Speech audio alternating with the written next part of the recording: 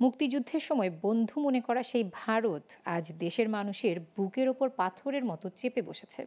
এমন মন্তব্য করেছেন বিএনপি চেয়ারপারসনের উপদেষ্টা জয়নুল আবেদিন ফারুক। সোমবার জাতীয় প্রেস ক্লাবের সামনে ভারতীয় পণ্য বর্জন ও তত্ত্বাবধায়ক সরকারের দাবিতে মানববন্ধনে তিনি এ মন্তব্য করেন। তিনি বলেন, এই প্রতিবাদ ভারতের জনগণের বিরুদ্ধে নয়, তাদের আগ্রাসনের বিরুদ্ধে। তারা যদি বাংলাদেশকে ভালোবাসত তাহলে এই অবৈধ সরকারের অবৈধ ক্ষমতা প্রয়োগে সহযোগিতা করে অগণতান্ত্রিক আগ্রাসন চালাতে সাহায্য করত না।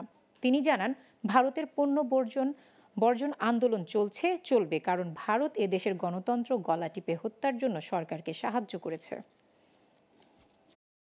কেন সেই ভারত বাংলাদেশে গণতান্ত্রিক নির্বাচনের বিরুদ্ধে কথা বলে?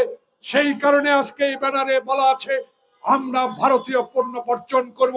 আমরা ভারতীয়দেরকে এদেশে আগ্রাসন থেকে বিরত রাখার জন্য যত কাজ দরকার, যত সংগঠন শক্তিশালী করার দরকার, যেইভাবে মানুষকে আজকের ভারতীয় পণ্য বর্জনের জন্য সহযোগিতার প্রয়োজন, সেই কারণে আজকে আমরা নেমে পড়েছি।